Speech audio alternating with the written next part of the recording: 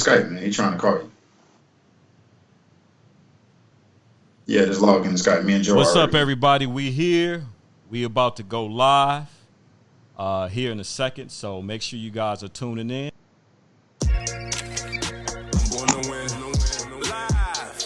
The Champs from Chicago be screaming all that. You're now tuned in to the Born to Win podcast. Champion. Yep, champs. The Champs from Chicago be Singleton. All in. Champs. Born to win. Born to win. The Champs from Chicago be screaming all that. Born to Win podcast. Champion. All in. The Champs from Chicago be getting it in. We promoting the champs, spreading awareness of this mission amongst a large listening audience. No interference. This organization uniquely equipped to provide a transformative influence over the youth and adults alike. The champs in the business, they helping and saving lives. They gonna be featuring special guests in all fields, such as business and law, education for real, medical, fashion, sports, entertainment. You know the deal with the arts. See all the love in the heart. Hey, cannot split us apart. A champion smart. You be humble with times getting hard. Got a mentor, they help them get sharp. Champs, all on the win, no win. Let's go. The Champs from Chicago be screaming all that. You are now tuned in to the Born to Win podcast. Champion. The Champs from Chicago be getting it in. Mr. Vondale Singleton. Just log in. He gonna call you in a second. And the Champs of Chicago. Yeah, he logged in. He about to call you. The Champs from Chicago be getting it in. Stay right there. Born to Win podcast. I'm born to win. The Champs from Chicago be screaming all that. Champion. The Champs from Chicago be getting it in. I'm born to win. Hello. The Champs from Chicago be screaming all that. Champion. The Champs from Chicago be getting it. Hang up. He should be. I'm about to hang up my phone because Pierre got me on speaker right now. I'm on him.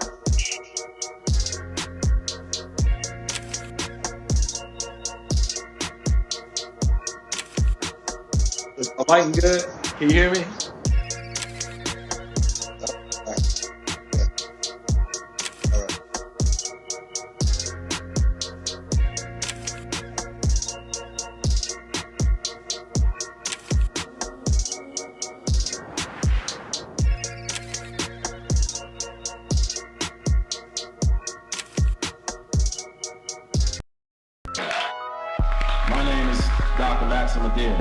And I also have the pulse of perseverance. I am Joseph Simeon, and I have the pulse of perseverance. See, in this country, we got a lot of brothers that are taking one knee for the cause.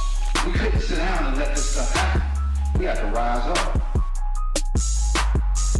Follow us on IG at Pulse of P3, on Facebook at the official Pulse of P3. So we can shift the culture and change the narrative together.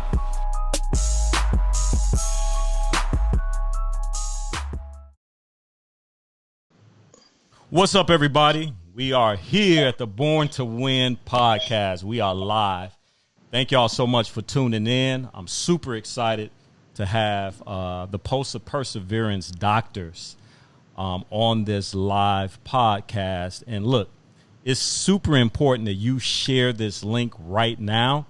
Hey, listen, this is our first time doing this. If it's a little choppy, we're going to get through it. We are recording, so it'll be a replay of this podcast. So make sure you log in right now. YouTube, Facebook, Periscope. We are live right now. Please share.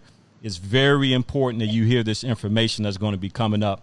I have the Pulse of Perseverance doctors here with us. I got Dr. Max right here. What's up, Dr. Max? What's up, Brother Vondale? How are you this evening? Man, thank you. Thank you so much for joining in, man. Why don't you quickly tell the story of who you are?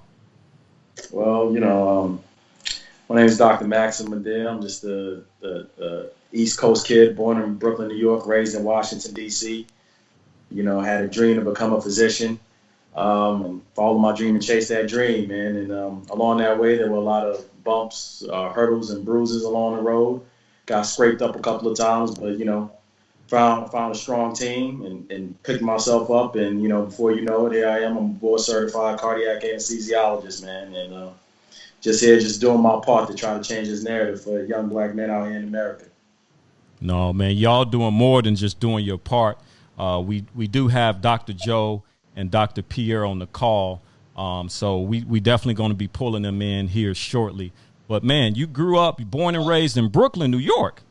Yeah, man. And transitioned to D.C. So tell us a little bit about that. Well, you know, that the background behind that was because my parents, they divorced pretty early in my childhood. And during that divorce, my dad, he moved to Washington, D.C. And, of course, when he moved to D.C., my older brother and I went with him. And it really wasn't that much different from what we had in New York during that time. You know, during that time, there were a lot of things that were going on in our communities, in our environments. Some of the same things that are happening today when it comes to, you know, violence and all of the negative things that I don't like to touch too much upon. But it's a similar narrative that a lot of black men have.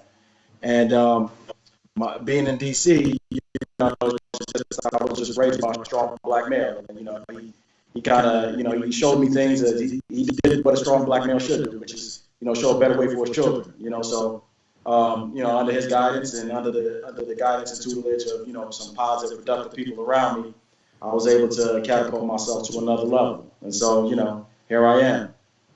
Boom. You heard it there, baby. Dr. Max.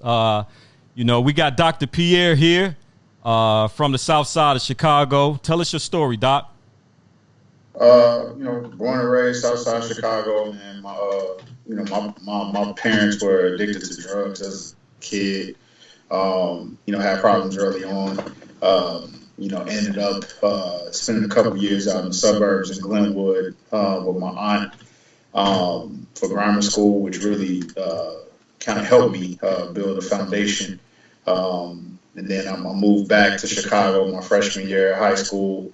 Went to St. Martin de Porres, which is now Gwendolyn Brooks and Roseland. You know, it was tough, man. It was, I always knew I had a dream to become a physician.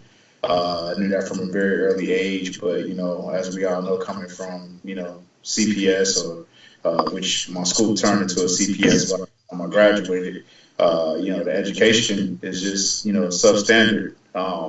You know, so by the time I graduated and got to Xavier University, it was a struggle. It was a huge struggle, and that's why I met these brothers. We were all three of us just struggling, just with dreams to do bigger than ourselves.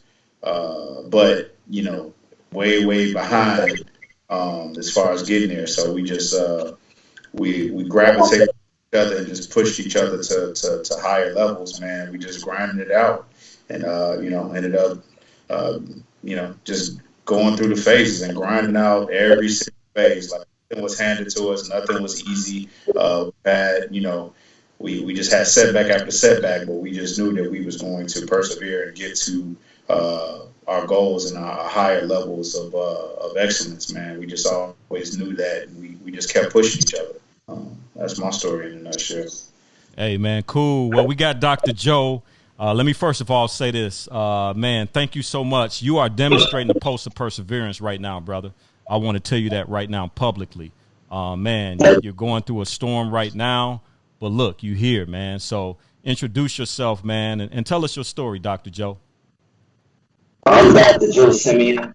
First off, I say thank you, man.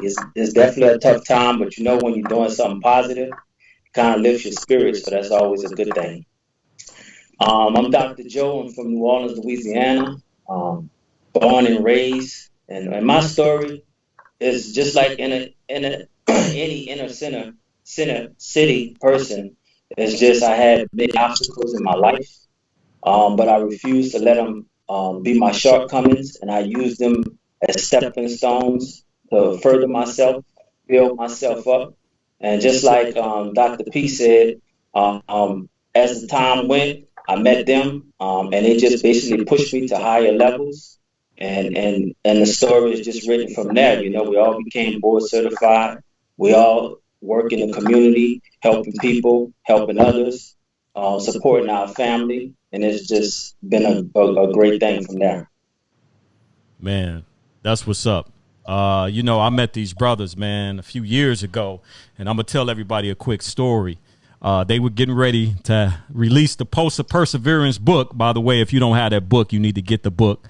Dr. Pierre, he hit me up, was like, hey, I want you to check out this book that we're about to come out with. It's called the Pulse of Perseverance, me and my brothers. And I was like, bet. It was a Microsoft Word document.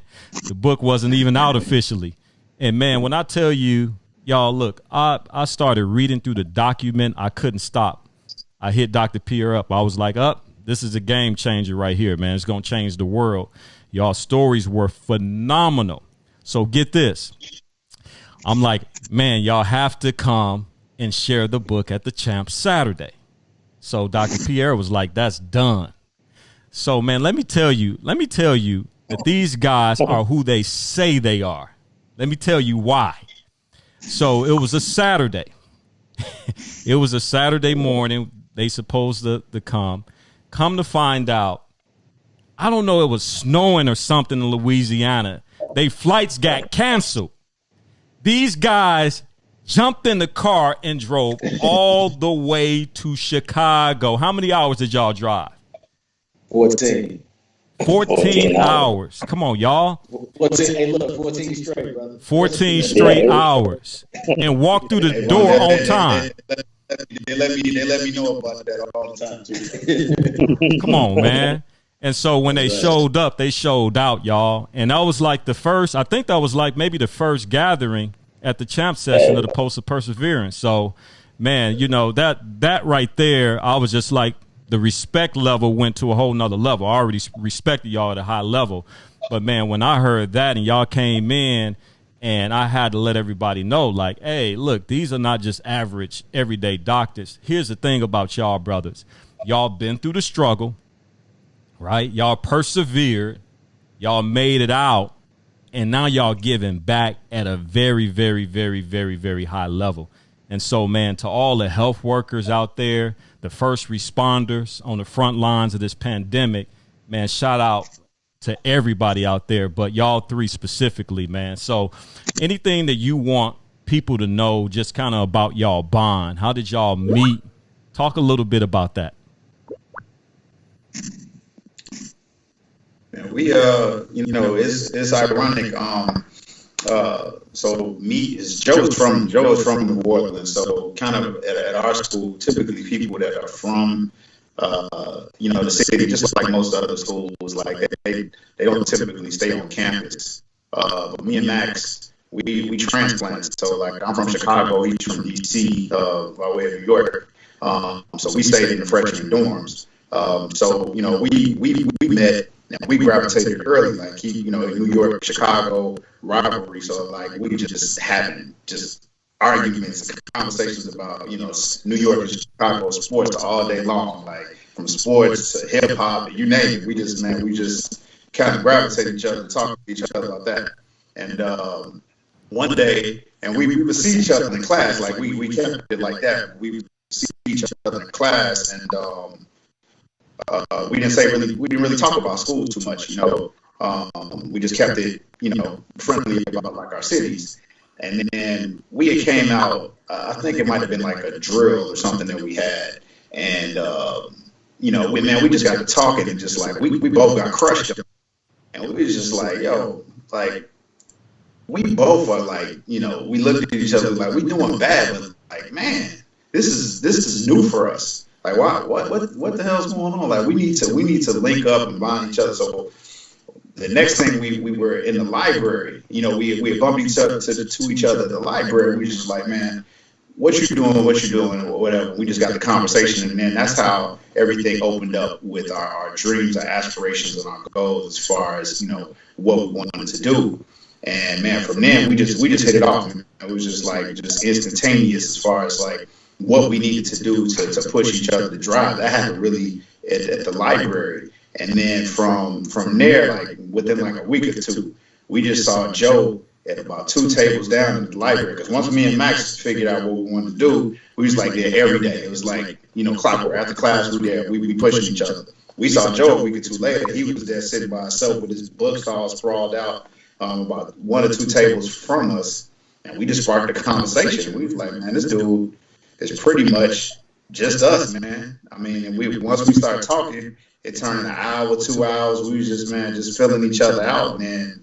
That was it. It was just like, man, we just formed that bond literally right there at the library on the 2nd floor of Xavier University.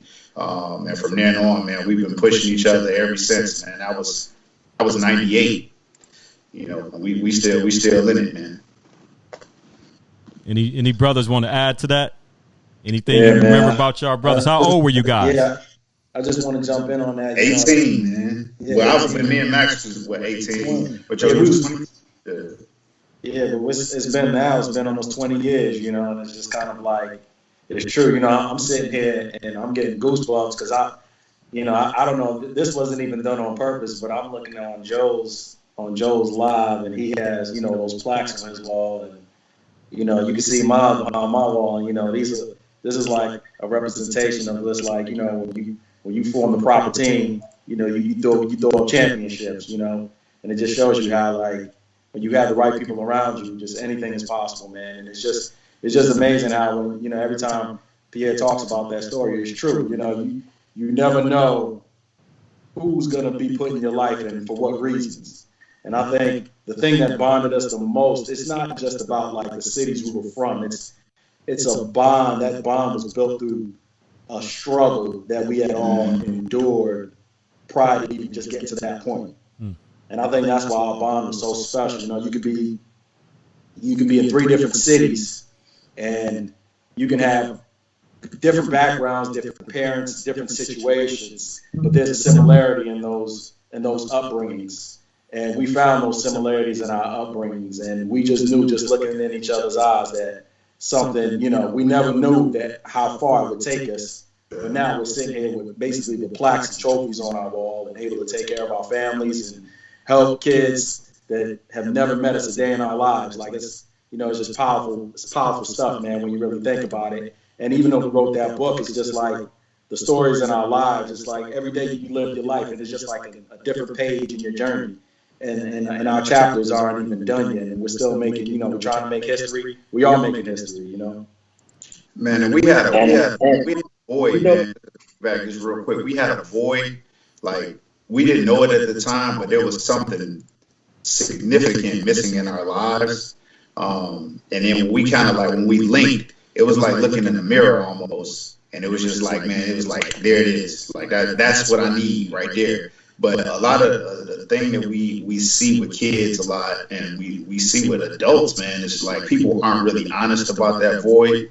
And, when they see the blessing in front of them, or when they see like God puts what you need in front of you, you don't pay attention to it, or you're not, humble or honest enough to say, man, that's exactly what I need, and let me gravitate to it.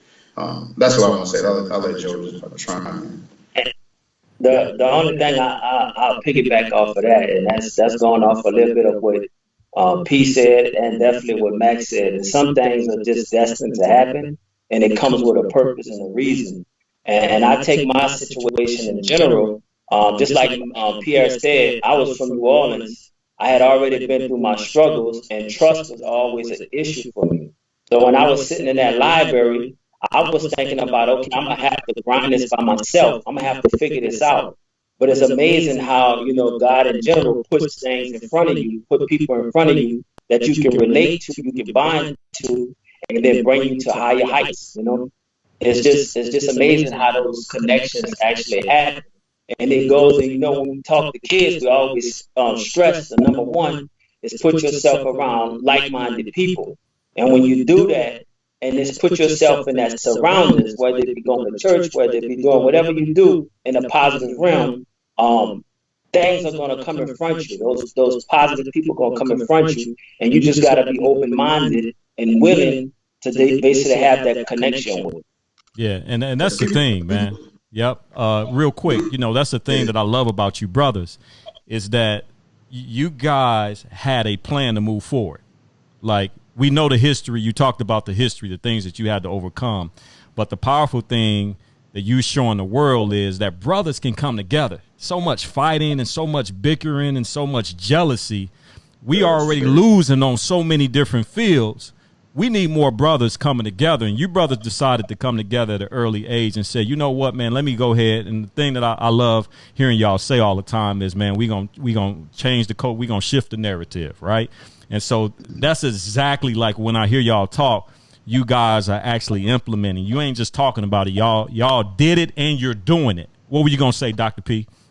Man, I was just going to say, like, man, because kids get it kind of confused and they will say, like, man, you all weren't as bad as you say you were. Like, you weren't at a level where you felt down and out. Like, when I speak for all three of us, man, we was toast.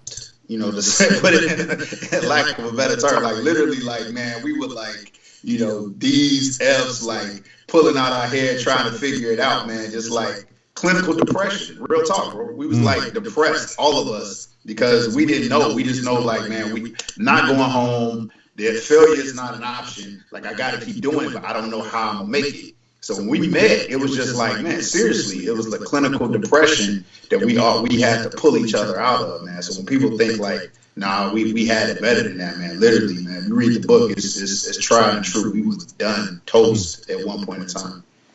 And that's just another thing to touch on about what you said, Vondale. It's true, man. It's like, and I don't care who you are as a person, and because there's this false narrative out there, and it's almost like a false theme out there. You hear it all the time, particularly in our community. People say, oh, self-made, I did this, I, right? And I don't care how successful the person is. It's like nobody becomes successful on their own.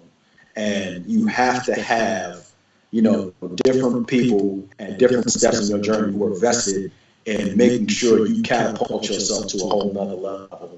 And the quicker you realize that, particularly with our youth and the young bros out there, man, the quicker you understand that, and the quicker you learn that, and the quicker you put your ego to the side, especially in a time like this where the information comes quick.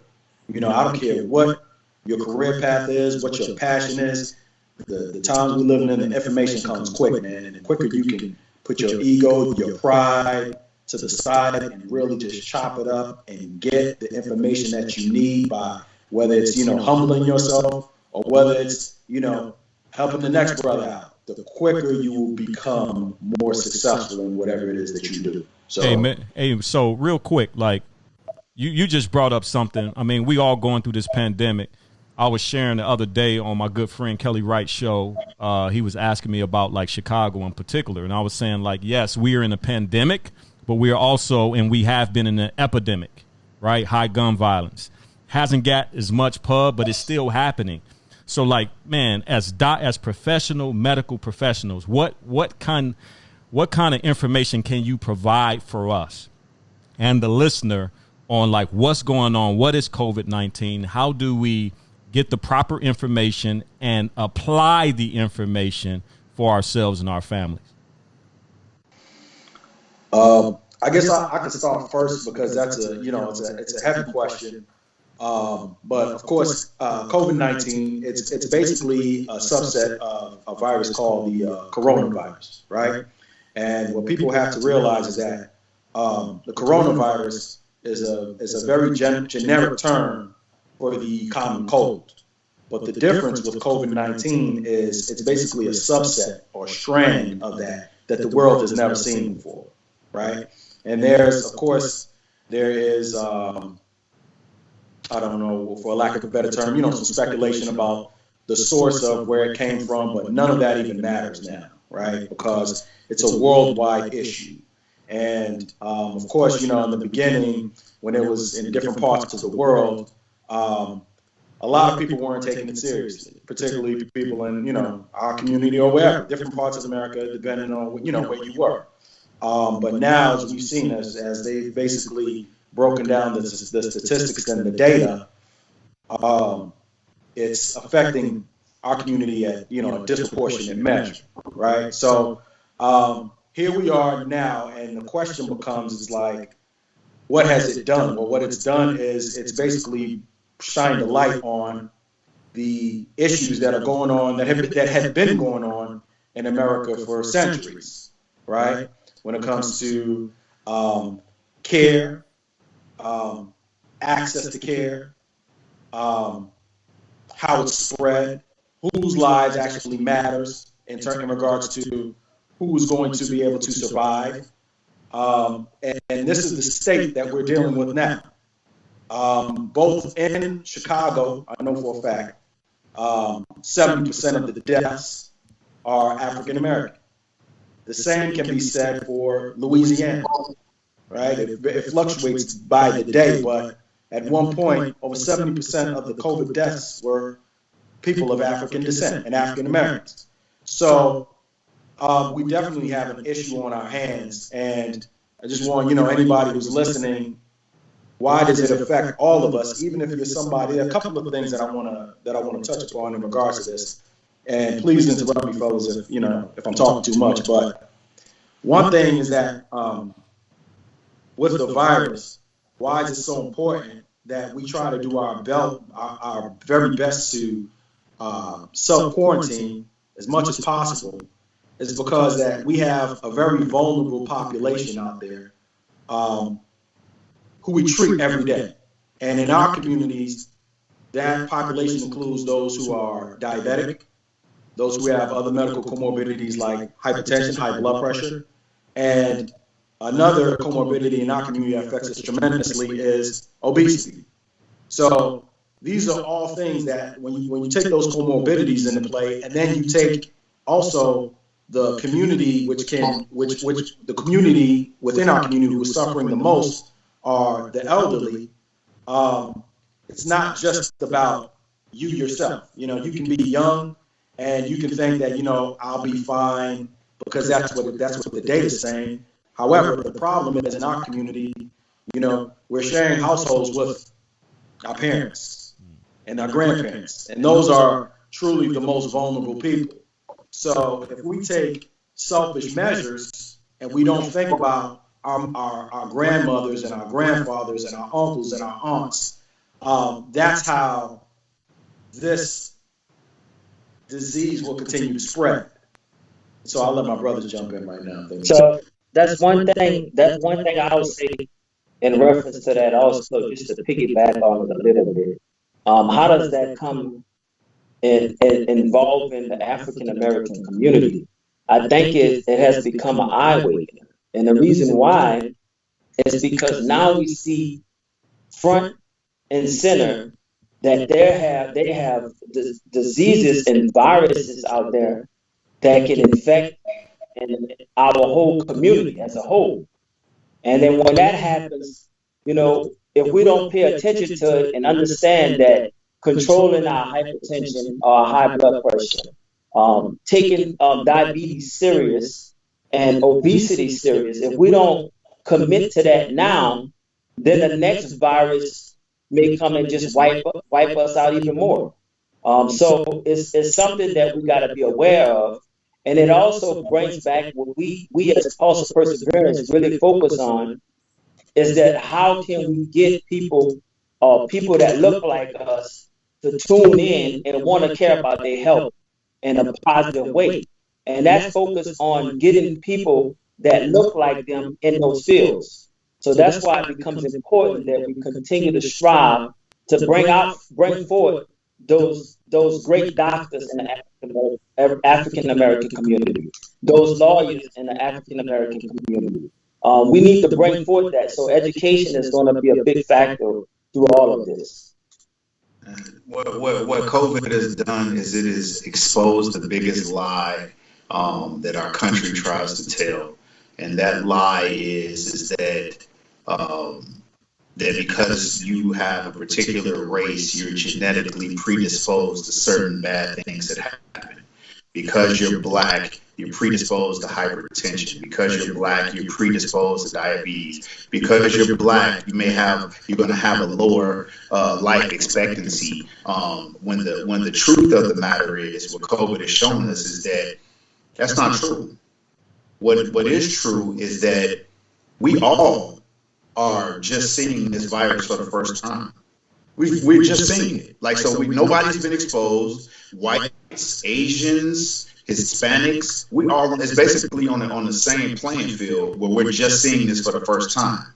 So there's no way on God's green earth that it's just singling us out as black people more than it's singling everybody else out. And so what that's saying is just saying that there is a true divide in not only resources, but in attention, into care, into actual, I can't even think of a better word than caring, but they just don't care about what's happening to us as a community.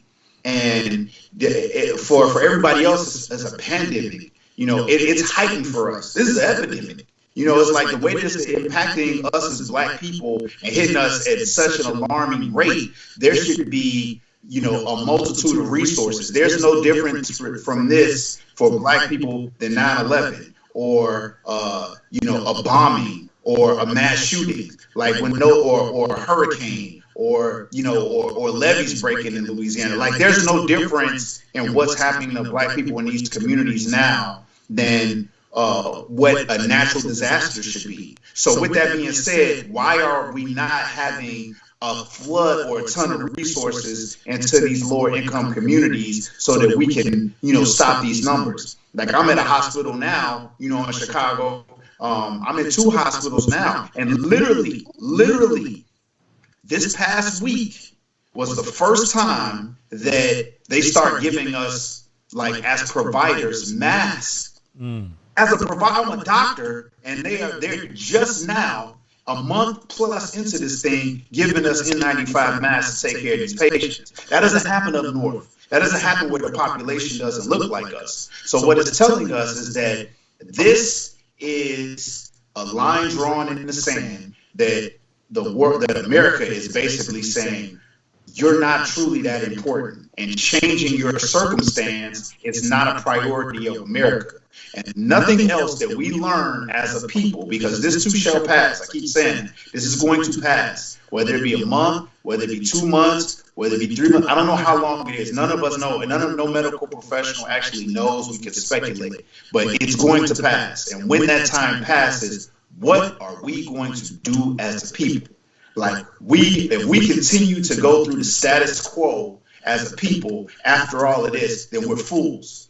Because what we've shown, they're not going to change it. We have to change this from within. We have to, how our parents and our grandparents made changes, they made America make changes for us. Right? How did they do that? They unified. They said, all right, well, fine. You're not going to give us our money in our schools. You're not going to give us money to do these in our community. You're taking taxes, right? Every time I go, in my community, I wake up, my mom got tickets on her car. You go through a red light, they give you tickets. You got all types of stuff going on in this city, but not the resources, right? So we don't demand those resources when this is all over. We're fools.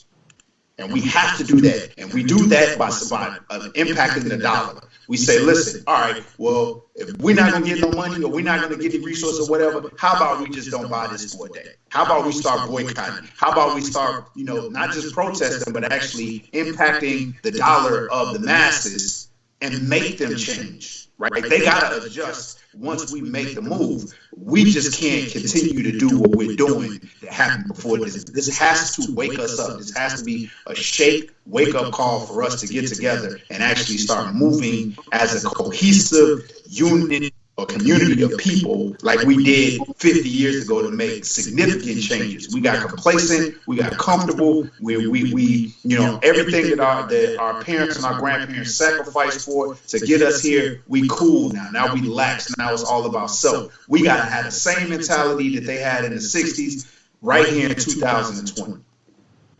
Wow. Anything you want to add?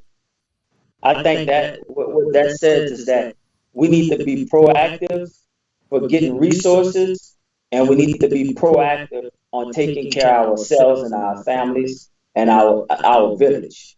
And that means even for myself, exercise, eating properly, um, taking your medications accordingly, addressing mental health. All those things need to be on the forefront.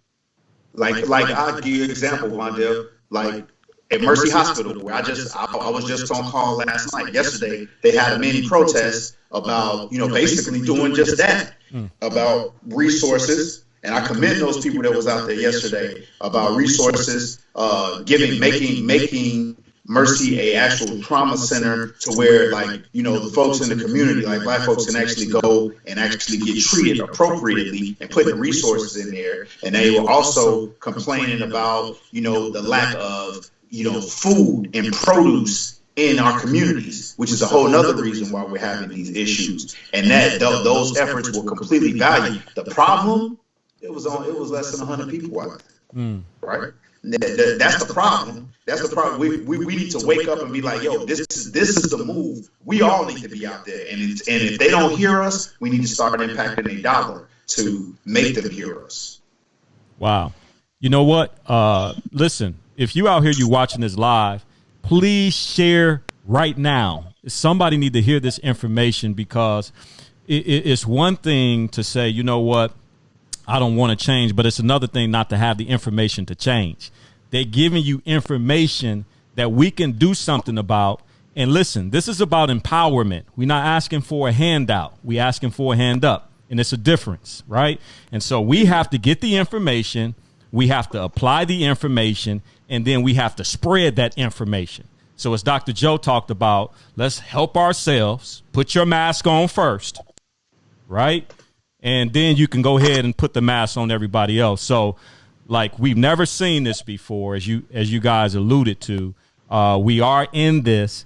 But what's your take on just this mental health component right now? There are a lot of people who are really wrestling with their identity right now. A lot of people have been laid off their jobs right now, and they're trying to provide and navigate that situation.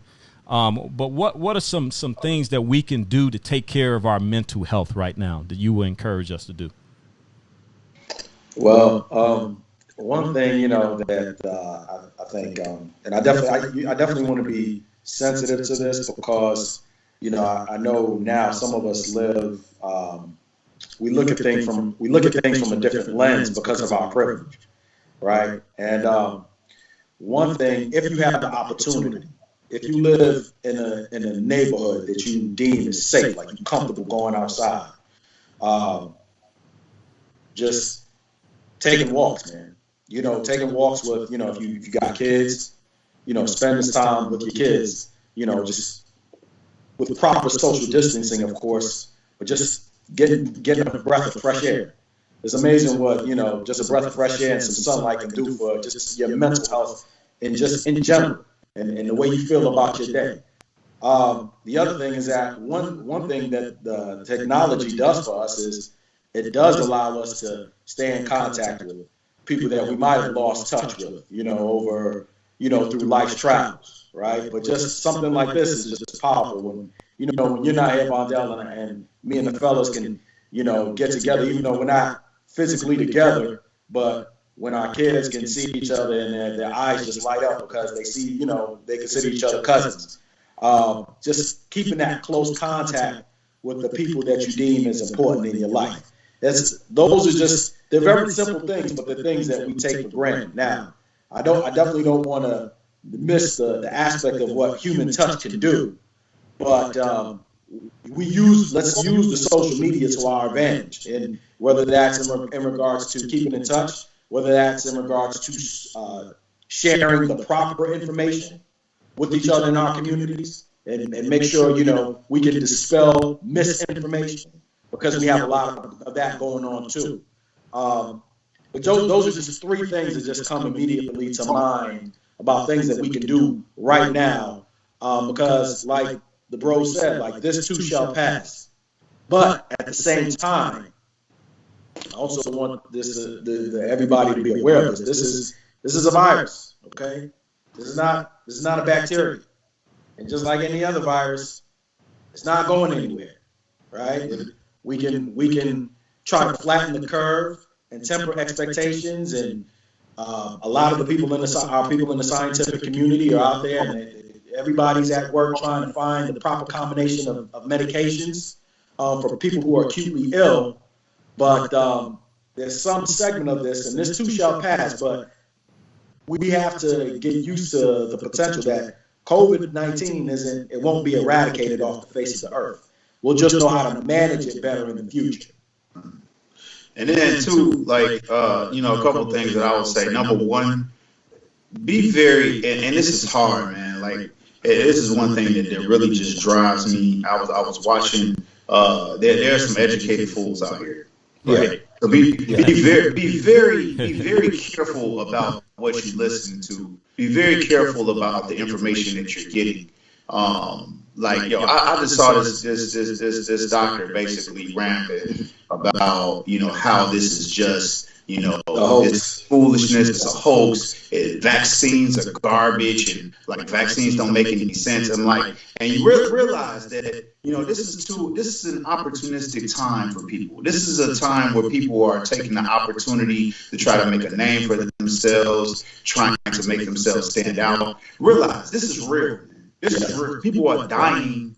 Right now, in this hospital where I sit in this chair downstairs, there are people on the vent. There are trucks outside where people are getting hauled out of here, right, in body bags. Like, this is real. So don't let a fool get on the internet and believe that this is just a hoax and it's okay. It's not okay. This is something different that we've never seen before, and realize you have to take the precautions. When this vaccine does come out, right, everything that we've had, all the plagues that we've had, from measles, mumps, rubella, smallpox, yellow fever, all of these things, we've got over them with vaccines, right? And being exposed, so when it comes to us again, we're ready. Don't be a fool and be like, vaccines aren't there to kill us, and people are making them. Like, come on, man. Like, please listen to people that have a logical sense and brains out here. Like, we not trying to hurt you. Like you got to ask somebody, like, are you from where I'm from? Or are you, like, if you really got a question, like, ask people like us.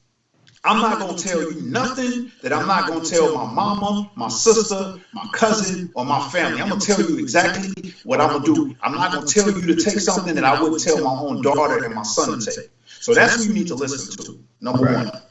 Number two, like, as we navigate through this thing, and I think the initial question was like, what you were asking, like, what we need to do to get past this or whatever. Yeah, from the mental health perspective. Yeah. Like, a couple different things, and I'm going to be real brief. Number one, I will never be insensitive to anybody as far as like their finances are concerned. Most of our community are not prepared to withstand months without making money, right? That's something that we try to teach. That's something that the three of us have been blessed to have, the ability to withstand such a hit. But we understand that many people cannot. So one, we have to learn how important in the future, once we get out of this, how important in the future with financial planning and how we spend our money and putting and structuring ourselves for tomorrow, and to be able to take this hit for when things happen like this. But as for now, I heard somebody say, like, look, if you got credit cards, max them out. Like, don't go hungry. Like, you utilize, like, don't worry about debt and stuff right now. Now's the time to feed your family and get through it. If you're not able to work or what have you, take the credit cards out and charge it to the game. Worry about it later. But, like, don't worry about the debt right now is what I'm trying to say. Like, you feed your families the best way that you possibly know how. And two, as far as, just a mental health perspective, focus on your life and yourself. Like, if nothing else, this time is an opportunity for you to reflect on how to improve yourself, how to make yourself better, how to venture off into things that you always say, I don't have time for, I can't do this. Like, you know, if you wanted to be, you know, a barber, you know, and the people in your house start cutting hair, start looking at YouTube videos about now how is the time. That's right. If now is the time. You will never have another time like this in history with your life where you don't have anything else to do but to focus on yourself, your life, and improving the things that you need to do to advance your life. So take full advantage of this. If you're not every day while you taking, like, I know Netflix is good, but don't take 8 hours a day watching Netflix. Take 4 or 5 hours. Just like we tell these kids, like, you don't know what you want to do when you get older, take 30 minutes, an hour a day trying to research what you're trying to do. Right now, you have the time and the opportunity, and with the social media as well as Google and all the search engines you have, you can really put together a plan to make your life better. So when this is over, you have a master plan to advance your life and to get to a higher level. Vondale, I want to go on I think it's very important what Max and Pierre is saying, but the only footnote that I'll put on is this is not the time for you to stop any medications that you're on. It is very important that if you have mental health problems and you're on medication, that you find the resources to continue those medications. Because we have to keep in mind that one thing is not going to stop. You can have a medical problem, a mental health problem, but if you do something illegal, they're going to treat you as if you don't have a medical problem and you don't have a mental health problem. You're going to still do the time. So this is definitely the time that if you're on medication, take your medication. If you're not on medication and you feel like something is going on, speak with the physician that you're very comfortable with so that they can help you and assist you with medication if needed. And one of these myths that we have to really talk about, and I'll be very brief on it, and that is just because you are on antidepressants don't make you crazy. Correct. And number two, it doesn't mean that you're going to be on it for life. This is a time that many people throughout the world is going through some mental challenges. So take advantage of that, and if it's needed, see your physician. Wow.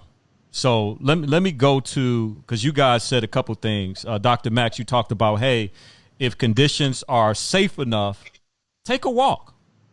Take a walk. Get some fresh air. Take a walk now, following precautions, social distancing, so on and so forth. And then Dr. Pierre. Get some sun. Get some sun too, man. Get some sun. Get some sun. Vitamin D is there, bro. Yeah, vitamin D is crucial. And then Dr. Pierre, you just kind of alluded to just kind of this whole idea of taking care of yourself from a financial standpoint. If you have to, hey, look, don't starve. You know, you're not working. The income is not coming in. Don't allow this whole fear to stop you from taking care of your everyday needs, your food, shelter, whatever we need to do legally. And here, this is my concern, fellas, and you can kind of let me know what you think about it. So my concern with school not being in session, which I believe was the right decision as an educator, and then our communities, born on the south side of Chicago, still live in the Chatham area. What I'm concerned about is kids are not in school, almost 500,000 kids, no jobs, then this whole survival mindset like, man, if I have to poke somebody, I'm going to poke somebody because I got to eat. So what I'm trying to do is create platforms like this. I don't know what I'm doing, right? But I'm like, we need to do the Born to Win podcast. And what better people to have medical professionals, my brothers. Actually, I'm the 4th member of Post of Perseverance, if y'all didn't know that. That's right. That's right. But to have medical professionals that know what they're talking about, because we got to be careful where we get information from at this time. Because I was hearing like, oh, at first it was like, hey, the COVID-19 don't affect black people. Right. And so people were not taking it serious. You had youth out parading in the flesh, people out And then all of a sudden, the numbers start coming back with a high number. It was going ridiculous with the number of deaths in our black community. So, and then what I hear Dr. Joe talking about is, hey, look, if you're on an antidepressant, this is not the time to stop, because people are trying to find coping mechanisms during this time to deal with mental health that are not healthy. You exasperate an issue or a situation if you're not taking care of that situation. And so, guys, I'm gonna go to a couple questions because, man, our time is moving fast. So let me see if I can pull this question up real quick here, because I think it's really important that as we navigate this information, that we kind of like feed into some of the people in here. So like we talked a little bit about your journey that led into the medical field. We talked about coping. One question that I did have, I think this is a good one, is like we've been hearing like in the media how it's been described, the COVID-19 to us. But what can you share that's not being said in the media to translate to, let's talk about the 14 to 20-year-old who not really watching the news and they kind of out. How can you break it down to us, to that peer group? Man, for the 14 to 20-year-old, like, and a lot of these kids, like even my own family, man, I got younger brothers, man, and they driving for Amazon or whatever, and I'm telling them, like, put your mask on. They're not understanding that, yeah, it might not impact you, right? You may get it and it's not an issue, but you come to the house and our mother is here, right? She could die from this. It's all good until your grandma or your mama die, right? And until it impacts you in that framework, like you're not taking it seriously, but man, take it from all of us. Like, we are seeing people die from this, man. Like, people are, and it's not just older folks, it's some younger folks, it's some people that just have other health issues, whether it be bronchitis, whether it be asthma, whether it be some immunocompromised state like lupus or something like that. Like people are getting this, and their reaction to it is not like yours. Right, and those are the people that you are looking out for, and everybody has somebody like that in their family. So if you have it from a mindset that I'm gonna be good or what have you, man, open your mind up and look at everybody in your family and realize that everybody in your family cannot take this virus like you're going to take it. And if you love them and you want them here, and you want to keep, being able to talk to them and continue to interact, you need to take these precautions, because when they get it, it's going to be a completely different story. And I just want to add to that just really quick, because I know we may be moving fast, but this is really war. That's how you got to look at it. We from sometimes, like they say, you know who your ops are. This is like the invisible op for the kids out there who's listening. It's something to where, once you get it, you have no idea how your body is going to react to it. Because, and I don't want to get too much into the mechanism of action of this thing, but it's basically something that causes the cells, the immune cells in your body that usually fights off infection. It causes those cells to just attack everything. So they're not only attacking the cells that they think are bad, they're attacking your healthy cells too. And this is going on inside of your lungs.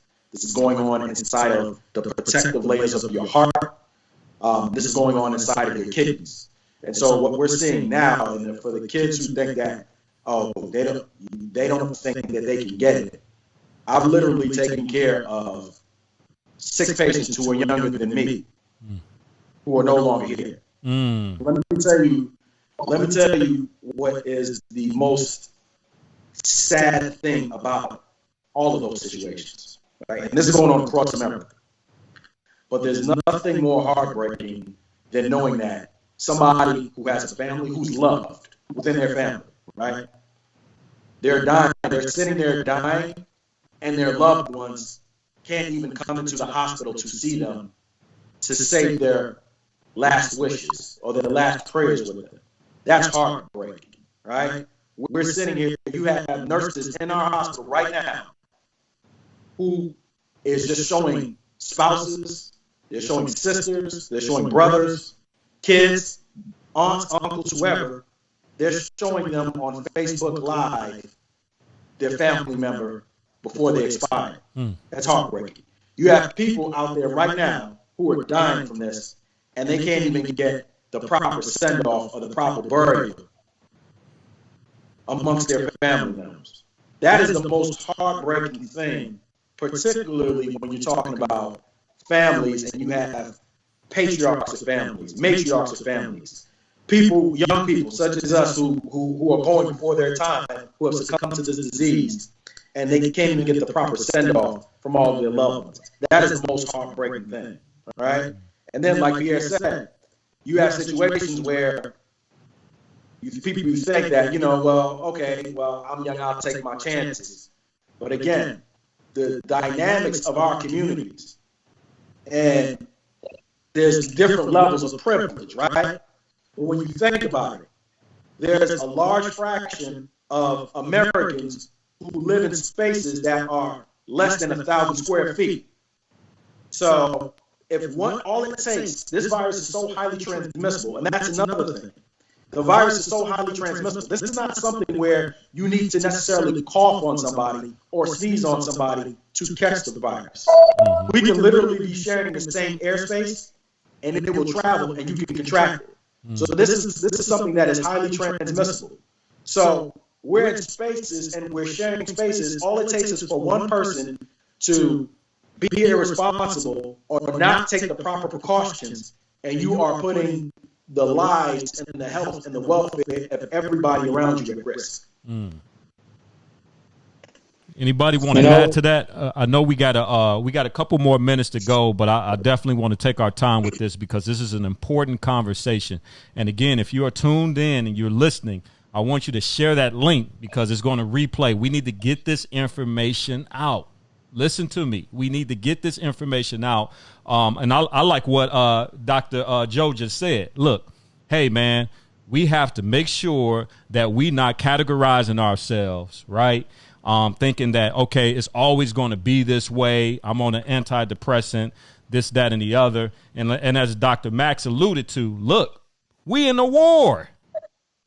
So my pastor used to always say, you can never prepare for war in the middle of a war. The preparation for war takes place before the war. We all got caught off guard. And so what I'm telling everybody is this is an opportunity to reset. This is an opportunity to work on self. This is an opportunity to figure out what's going on in your head space, right? Deal with that. Don't run from it. Don't deny it. Deal with it head on. Get the proper help, right? Make the proper connections. The thing that hurts me, Dr. Pierre, that you just said, is we having resources that some of us, for whatever reason, not taking advantage of, not knowing what's going on. Can you just reshare that? And then, Dr. Joe, you can jump in. But can you just reshare the information? How do we get access to some of these resources? Is there a time? Is there a location? What can we do to get access to these resources? As far as information is concerned? Yeah, as far as information, any opportunities to, a lot of people are wondering, if I'm feeling these symptoms, what's the process? How do I go about that process? Is there like a place where I can go get tested? Like, can you just kind of shed light? And then if you guys from Louisiana perspective can kind of share light because we don't know who's watching right now in the world. So one thing I will say is that one positive thing that I think COVID has done, at least for me, it has allowed a light to be shown on Black professionals and people that you didn't even really realize were out there just through social media, and it's allowed that. The light to take away from athletes and entertainers and actually look to see who's out here in these trenches trying to help our communities and trying to make the world a better place. And these people are people of color. And it's been eye-opening for me, and it's been very enlightening. And I implore everybody that's out there. I mean, if if people are on social media all the time or what have you, but you got to see these black professionals out here. It's black lawyers, it's black doctors, it's black engineers, it's black pretty much everything that are out here, that are giving their perspectives, that are giving their updates, that are giving them tips, what they're seeing, how they, are helping and impacting their community. Like, look and take your time and listen to some of the excellence that we have going on around here. And more importantly, have your kids look at it too, because imprinting is a huge thing. Instead of having your kids look at a lot of this garbage that's out here, look, I said it the other day, like, I can't see enough TikTok videos with professional black people. I can't see enough. It's awesome for me. Like, again, when in the world are you gonna see this ever again? So take advantage of it, enjoy it, and utilize it. But they are, in specific answers to your question, there are testing centers that are all around, that are not all around, but they're starting to pop up more and more. I know there are a few in Chicago that have popped up. There's one on like 167th where the right by where you get your emissions testing from. I think that might be I'm gonna miss. I don't know which suburb, but wherever that emissions testing might be, Country Club Hills or what have you. But it's a drive up testing facility that's on the south side, that's south. That people can go to, but these centers are around. If you have any symptoms, whether you're coughing, whether you have a fever, whether you're short of breath, you have any issues, hold that cough, Joe. I'm like, that was on cue, man. That was on cue. But if you have any of these symptoms, like, seriously, be honest about it. Like, that's the biggest thing. Like, be honest about it and realize that, be proactive, not only with your health, but with everybody's health around you. This is a time to really focus on, proper nutrition and exercise. Literally, like, me, and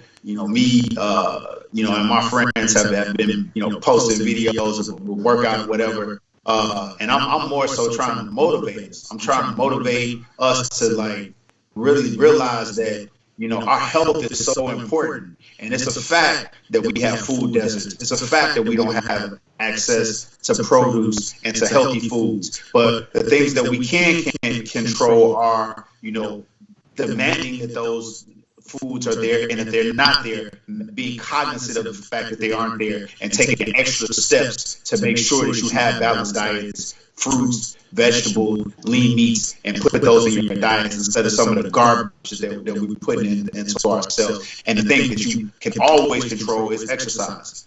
Take time for yourself and exercise. You got plenty of time right now. The heart is the most important muscle in your body. Take care of it. Exercise it. Do those things now that we have the opportunity, and more importantly, just realize what's going on. If you don't hear nothing else, I would say realize that they're like Dr. Max was just saying, it's a war.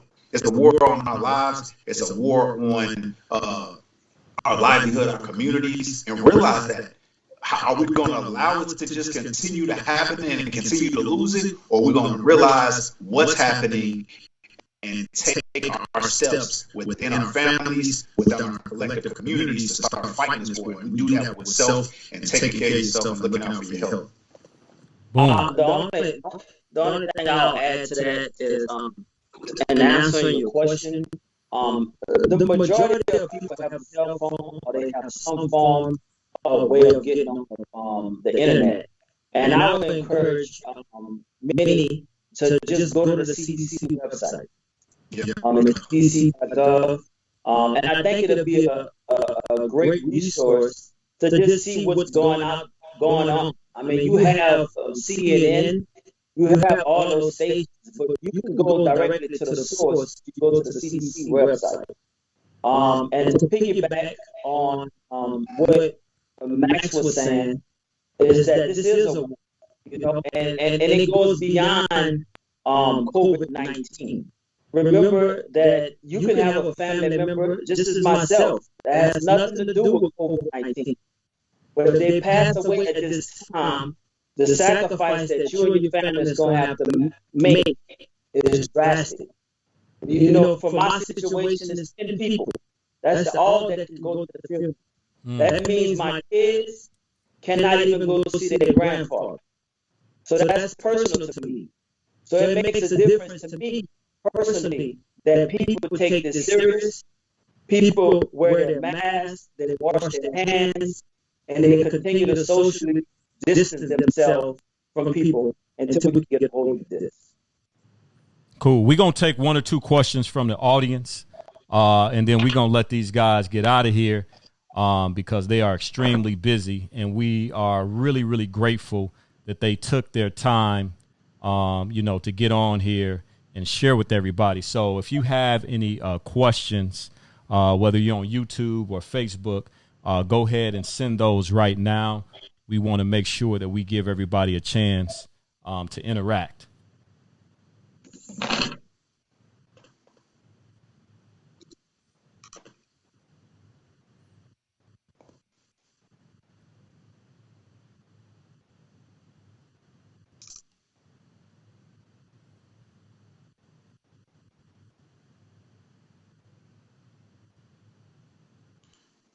Anybody got any questions? They say the dudes talk too much, man.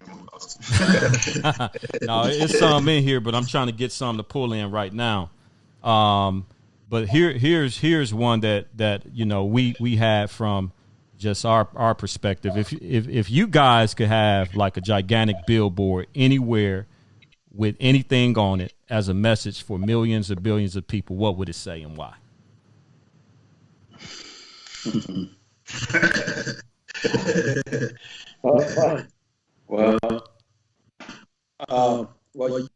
Anytime you see us, it's we our story. We wrote a book. That book touched thousands of people, and there are quite a few themes within that book. But the story is bigger than the story, and it's bigger than us, right? When you see us, we always want to know. We feel like we touch different communities, but particularly our community. We want, when those kids see us, we want them to know that, like, we're them, they're us. So we have our slogans and our mottos. We say it goes, time to change the narrative, time to shift the culture, and that holds a lot of weight, in our opinion, because it says a multitude of things. But you kind of have to be from where we come from to understand what that means. And so, one of those things is just us as young black men. We need to just take more charge. Take more charge of our communities. Take more charge of our homes. Take more charge of what's being fed out here to these kids. Take more charge of everything, man. It's just everything in the media and how it portrays young black men is peddled every night. And it's not only the world at large that absorbs that information. We absorb that information. So we need to find a way to continue to highlight the positive things that black men are doing out here. And this is bigger than us. Right? So this is just, this is bigger than you. This is bigger than, my brothers. This is us as a generation of people who are in between those post-crack era babies and the future kids and what they're absorbing right now. And we're trying to push out a narrative saying, okay, there are multiple ways out here in society that you can thrive. And those ways of thriving are completely different from what's being fed to you daily on television. So we, like Pierre said, we applaud anybody who is a person of color, who comes from the struggle, who is out here doing something impactful to change the outcomes of how our kids are able to function in society. So we big up anybody, man. This movement is way bigger than us, and we just hope it continues to alter some of the statistics that we know that are out there. You know, it doesn't matter what profession that you're in. If you are in any highly advanced profession, I guarantee you, when you look at the data, African Americans make up 6% or less of that profession. Where that is an atrocity, because we make up at least 13 to 14% of this population in America. So there's still a tremendous amount of work that needs to be done. And we can't be fooled by the LeBrons and the Oprahs and the Jay-Z's and the Beyoncés that are out there, who are, you know, they're putting on for the culture, but it's still a fallacy, right? So the fallacy that we live in this post-racial society and it's all good and, you know, this is, you know, America, you can do anything you want to do. Yes, you can do anything you want to do. However, if you're a person of color in this country, it takes a whole different level of intestinal fortitude and self-reflection to supersede and advance your entire community forward. And so when we say time to change the narrative, time to shift the culture, those are just the things that we're talking about. Well, I'm much more blunt and less politically correct. My poster says, Black people wake the hell up, man. Like, seriously, like, it's time out. Real talk. Like, either we're going to continue to accept the scraps that we are given, or we're going to unify and demand better for ourselves, our families, and our communities. You know, again, we have the power to make change if we unify together. It's too much isolation. It's too much worrying about self. We don't come from that. Our ancestors weren't on that. Our parents, our grandparents, they weren't on that. There was a sense of community, and there was a sense of advancement and uplift that's in our DNA and it's in our genes, and we have to get back to that. And if nothing else shows you anything else, at these times have to bring that out of us.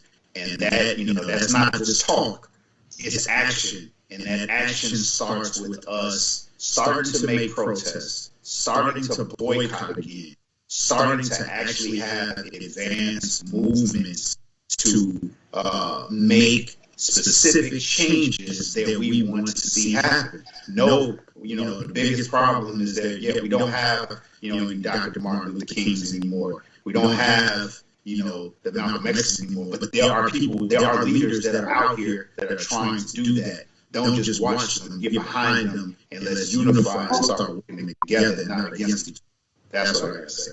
And so, just to piggyback off of what Pierre said, to me, but it's more than just protest to me. Like, I'm not going to say that we're past protesting. What I want to say is that with the information, the great equalizer to, I think, everything in regards to Black people and our advancement is the ability to use information to help each other, right? We're living in a time where you can search, you can just go on your phone, and if it's something that interests you, there's a wealth of information out there. It depends on whether or not you're willing to be open to receive that access. There are people out there who are, again, even though we're physicians, there are people out there who are investors. There are people out there who are entrepreneurs. There are people out there who are using group economics right now. Those are things that are, again, that are in our ancestry. They're utilizing group economics in order to make change, right? Because not everybody is going to be that CEO, but everybody, like you said, like I heard you say about that, everybody, all the kids, everybody has a God-given gift that they can utilize in order to catapult themselves and their families to another level.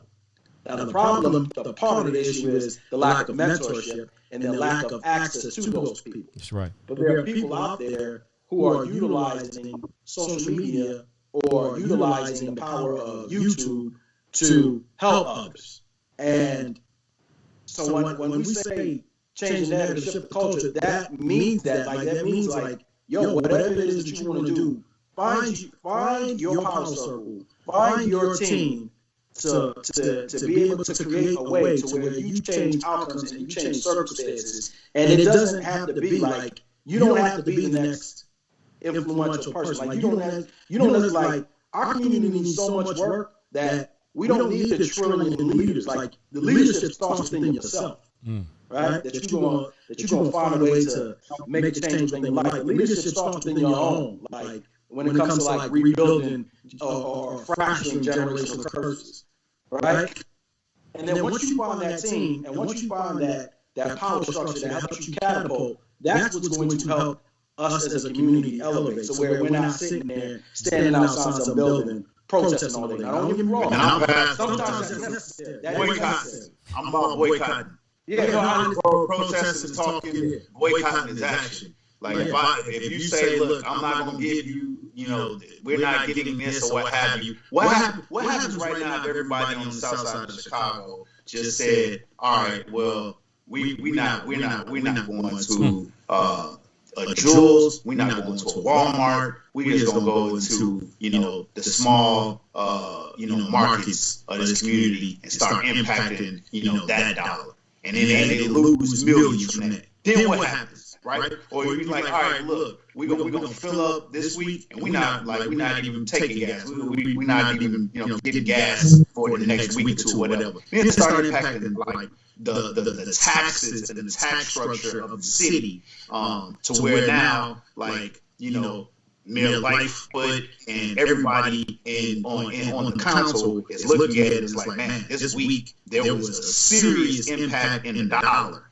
Now let's listen to what they're talking about, because if they do that again, we're gonna have to start, laying people off from a city perspective, and that's gonna hurt. So now let's listen and start to, put some of these resources where they're at. That comes from unification and actually making a statement with your money. This world revolves around money. When you start moving the money, as people start losing money, then they start to listen. That's the only way they listen. Mm-hmm. Well, I just think we could take that same investment, and to me, it shouldn't even take a time like this in order to do that. It's just I guarantee you, there are producers in Chicago right now who are persons of color who are ready to service people from their community. Absolutely. They're not being supported from people. You have to be supported. That's the thing. They're not supported from people within their community. And that's what I'm saying. That's why they are there. Instead of just shoveling this money off into people and not getting anything back, put our money into black-owned businesses like we did back in the day, and say, all right, well, we're just going to keep recycling our own dollar. Y'all going to lose money. And when you're ready to start putting some money into our communities, when you're ready to start actually putting money into Chicago public schools, so these damn kids are not going, here and not being educated and not having any chance. I heard like some study or statistic that they're looking at test scores from the kids in third grade, and that's how they're debating on how they're putting money into jails and prisons. Like, wouldn't it make more sense to put money into trying to educate these damn third grade kids instead of putting money into these damn jails and prisons, right? But that's not happening because we're not demanding for that to happen. Yeah, and I think it's correct. That's why we have to get this information, right? Come together, unite. And I think the whole support, that's why when I heard about Pulse of Perseverance, I'm like, man. And then I was honored when y'all asked me to be a board member. I was like, whoa, these guys are serious. And it wasn't hey, we got a corner on this thing. It was like, let's partner together and let's use what you got and let's bring it together. And I'm like, okay, let's use y'all, bring y'all to the Champs Born to Win conference. Share y'all story, share y'all narrative. And now we working together across not just the city, but across the world. And then we bringing these resources back to our community. Why? Is because we had the struggle just like our young brothers and our sisters, right? And so now we have this moral obligation to come back like the Harriet Tubman, give the information so we can free everybody. Now, it's going to be some people like, nah, I'm going to keep doing what I'm doing, right? And you're going to die in the wilderness. But if you say, you know what, I won't change, I'm tired of this, it's not working, let's unite, come together, and create our own, like the Tulsa Black Wall Street. And it was, of course, in 1921, we know what happened. But the reality of it is we have power and unity. I got two questions from the audience. One question came, it says a lot of black people from Lindsay Dates, who's a good friend of mine, a lot of black people have asthma. What are the main differences in symptoms? Yeah, I believe from COVID-19. You can clarify, but I'm believing. Is there like a difference that we can tell? So I just, like I said, I said this earlier in the show. With COVID, the way your body reacts to it, you have no idea, right? So usually a person with asthma, if they're having like an acute asthma attack, they have wheezing, right? And they may have some coughing with that as well. The difference is with COVID is that COVID, you can pick up the disease and you can be an asymptomatic carrier, meaning that you can have it and it could be actually be a late phase. It could be a period of 5 days where you feel absolutely nothing, right? And then all of a sudden on day 5, there's a multitude of symptoms you can have. It doesn't just mean you don't necessarily have to have shortness of breath. You can have, there are some patients who are coming in and saying that they had a lack of taste, like they couldn't taste anything, they couldn't taste their food. There's some people who are saying that they had no smell, right? They couldn't smell anything. There's some people who are actually saying that, they thought they just had a stomach virus. They were having like extreme cramps. And the reason why you have such a broad range of those symptoms is because when the virus, again, I don't want to get too technical or medical with the terminology to lose people. But what happens is, it's like your immune system. You have the cells that within your immune system that are trying to attack the virus. They are attacking they're going in any organ system within your body. Some patients are coming in with chest pain. And when we actually do the studies and we do the investigation, those patients have something called viral myocarditis, which is basically an inflammation of the protective layer around your heart. So COVID itself is, and again, mind you, I mentioned nothing about fever or cough or chills, right? So the way it's presenting, we're still learning as a medical community as we go. The symptoms are so broad and so varied that you don't necessarily have to have fever and shortness of breath and cough. Now, of course, if you have those things, you go get tested. But again, the virus is so non-specific right now because your immune system is just attacking everything, both normal and abnormal cells, and affecting different organs within your body. Got it. And Vondale, I put a foot on that, and that's one thing I wanted to say.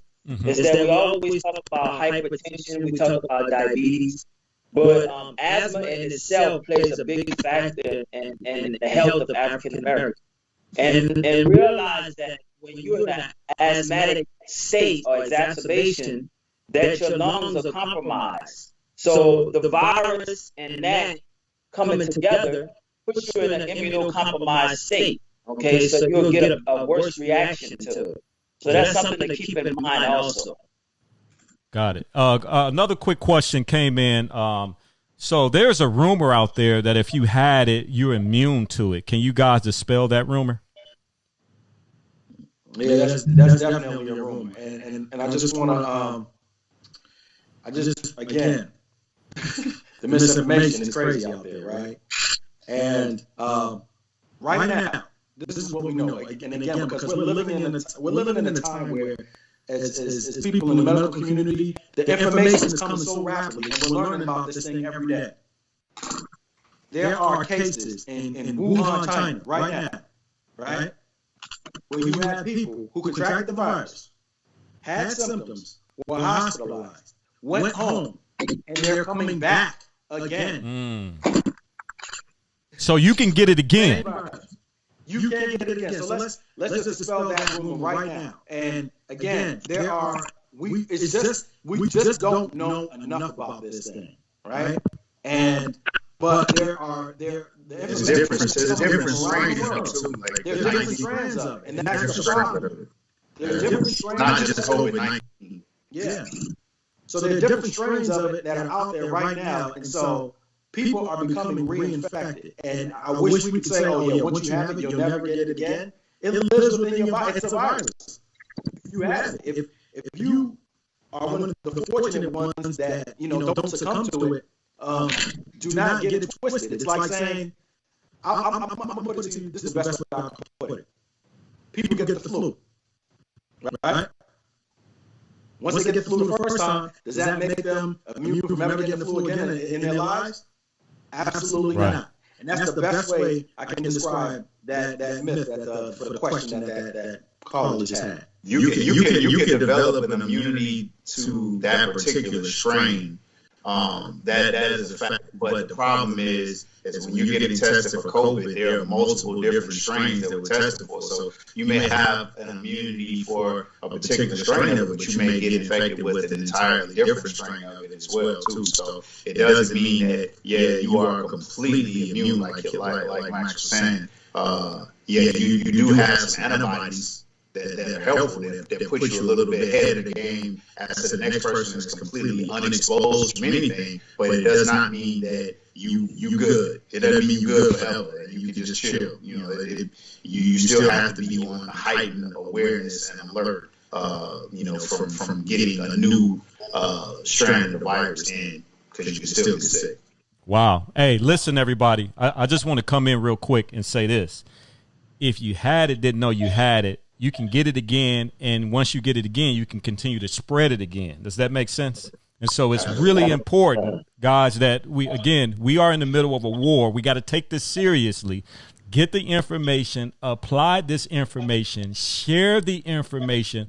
Why? So that you can preserve you, yourself, your family, your community, and all the people that you love. We don't want to be spreading this thing unaware because of lack of information or myths that are out there.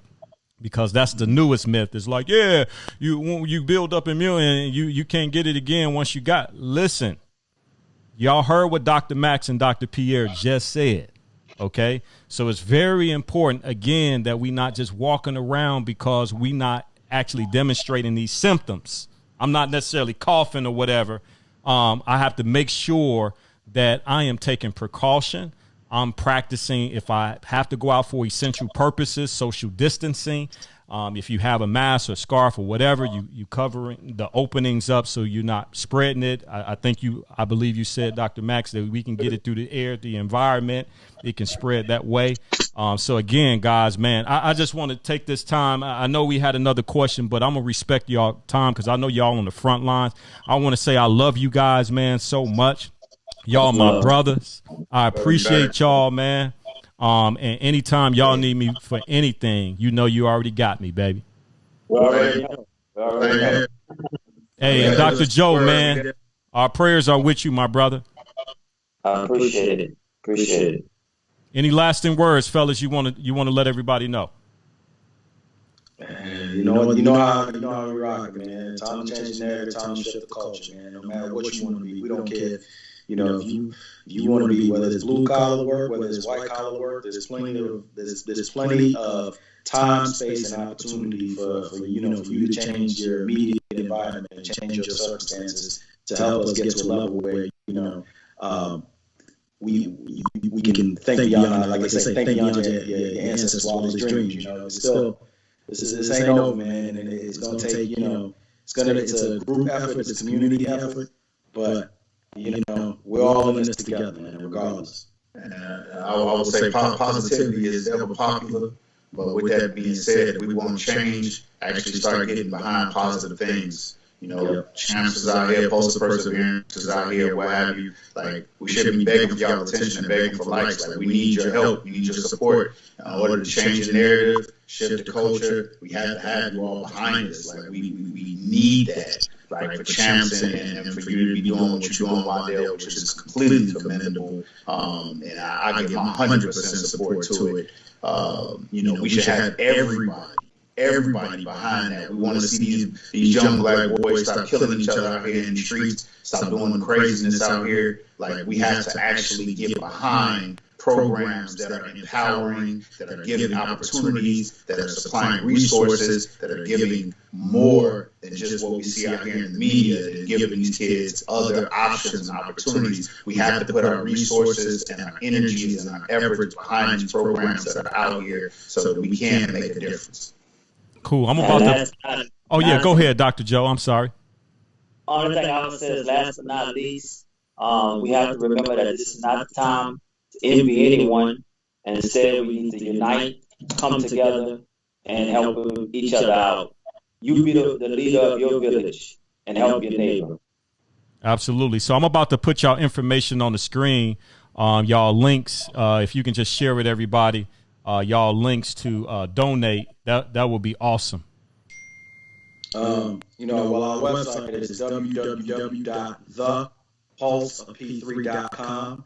That's www.thepulseof3.com. And on there, you can not only find, more about our backgrounds and our story, but also, of course, if you're a kid, you're driven, and you're in high school or you're in college, and you listen to what we're saying and you're completely all in with it, we do have resources for you. One of those resources in the form of a multi-scholarship, give $1,000 a month to a high school kid or a kid in college who's trying to better themselves because they know, they got more. There's more out there in life. So we just try to. COVID didn't stop that, yo. We still give more. It's not stopping that. That's what's up. At all. And last but not least, on Instagram we have Pulse of P3, and on Facebook we're the official Pulse of P3.